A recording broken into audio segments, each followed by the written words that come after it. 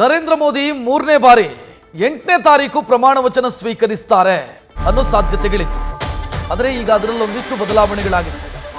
June 9ನೇ ತಾರೀಕು ಭಾನುವಾರ ನರೇಂದ್ರ ಮೋದಿ ಅವರು ಪ್ರಮಾಣ ವಚನ ಸ್ವೀಕರಿಸುವಂತ ಸಾಧ್ಯತೆ ಇದೆ.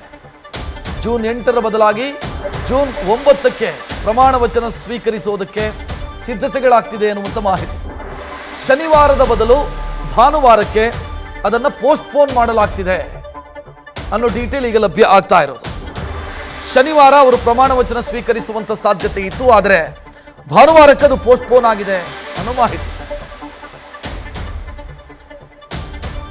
ಈ ಬಗ್ಗೆ ಹೆಚ್ಚಿನ ಡೀಟೇಲ್ ನೀಡೋದಕ್ಕೆ ನಮ್ಮ ಪ್ರತಿನಿಧಿ ಚಂದ್ರಮೋಹನ್ ನೇರ ಸಂಪರ್ಕದಲ್ಲಿ. ಚಂದ್ರಮೋಹನ್, ಈಗ ಪೋಸ್ಟ್ಪೋನ್ ಆಗೋದಕ್ಕೆ ಏನ್ ಕಾರಣ? ರಕ್ಷತ್, ಈಗ ಪ್ರಧಾನಿ ನರೇಂದ್ರ ಮೋದಿ ಅವರು ಈಗ ಮೂರನೇ ಬಾರಿಗೆ ಪ್ರಧಾನಿಯಾಗಿ ಪ್ರಮಾಣ ವಚನ ಸ್ವೀಕರಿಸುವ ದಿನಾಂಕವನ್ನು ಶನಿವಾರದ ಬದಲಿಗೆ ಭಾನುವಾರಕ್ಕೆ ಮುಂದೂಡಲಾಗ್ತಾ ಇದೆ. ಆದರೆ ಈ ರೀತಿ ದಿನಾಂಕವನ್ನು ಬದಲಾವಣೆ ಮಾಡಲಿಕ್ಕೆ ಯಾವುದೇ ಕಾರಣವನ್ನು NDA ನಾಯಕರುಗಳು ನೀಡಿಲ್ಲ.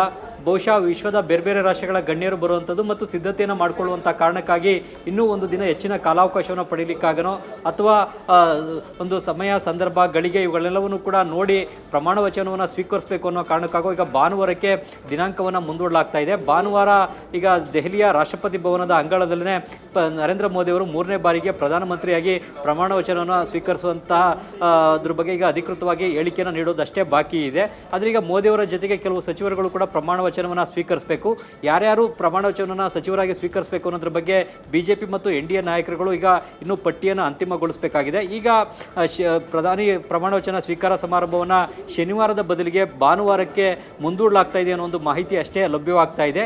ಈಗ ಯಾವ ಕಾರಣಕ್ಕಾಗಿ ಮತ್ತು ಏನು ಯಾವ್ಯಾವ ವಿಷಯಗಳಿಗಾಗಿ ಈ ರೀತಿ ದಿನಾಂಕವನ್ನು ಮುಂದೂಡಲಾಗ್ತಾ ಇದೆ ಅನ್ನೋದ್ರ ಬಗ್ಗೆ ಈಗ ಪ್ರಧಾನಿ ಕಚೇರಿ ಆಗಲಿ ಅಥವಾ BJP ನಾಯಕರಾಗಲಿ ಯಾವುದೇ ಅಧಿಕೃತವಾದಂಥ ಹೇಳಿಕೆಯನ್ನು ನೀಡಿಲ್ಲ.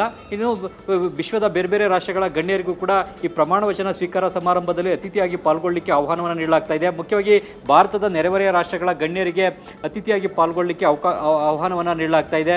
ಬಾಂಗ್ಲಾದೇಶದ ಪ್ರಧಾನಿ ಶೇಖ್ ಹಸೀನಾ ಅವರಿಗೆ, ಜೊತೆಗೆ ಶ್ರೀಲಂಕಾದ ಅಧ್ಯಕ್ಷ ರನಿಲ್ ವಿಕ್ರಮಸಿಂಘೆ ಅವರಿಗೆ, ಜೊತೆಗೆ ಮಾರಿಷಸ್ನ ಪ್ರಧಾನಿ ಸೇರಿದಂತೆ ಬೇರೆ ಬೇರೆ ರಾಷ್ಟ್ರಗಳ ಗಣ್ಯರಿಗೂ ಕೂಡ ಈಗ ಪ್ರಧಾನಿ ಪ್ರಮಾಣ ವಚನ ಸ್ವೀಕಾರ ಸಮಾರಂಭಕ್ಕೆ ಆಹ್ವಾನವನ್ನು ನೀಡಲಾಗ್ತಾ ಇದೆ. ಹೀಗಾಗಿ ವಿಶ್ವದ ಪ್ರಮುಖ ರಾಷ್ಟ್ರಗಳ ಗಣ್ಯರು ಕೂಡ ಈ ಪ್ರಮಾಣ ವಚನ ಸ್ವೀಕಾರ ಸಮಾರಂಭದಲ್ಲಿ ಭಾಗವಹಿಸ್ತಾರೆ ಮತ್ತು ಇನ್ನು ಕೆಲ ಸಿದ್ಧತೆಗಳನ್ನು ಈಗ ದೆಹಲಿಯ ರಾಷ್ಟ್ರಪತಿ ಭವನದಲ್ಲೂ ಕೂಡ ಮಾಡಿಕೊಳ್ಬೇಕಾಗಿದೆ. ಈ ಕಾರಣಕ್ಕಾಗೂ ಕೂಡ ಒಂದು ದಿನವನ್ನು ಮುಂದೂಡಿರುವಂತಹ ಸಾಧ್ಯತೆಗಳು ಕೂಡ ಇವೆ ಮತ್ತು ಇನ್ನು ಬೇರೆ ಬೇರೆ ಕಾರಣಗಳಿಗೂ ಕೂಡ ಈ ದಿನಾಂಕವನ್ನು ಮುಂದೂಡಿರಬಹುದು. ರಕ್ಷತ್.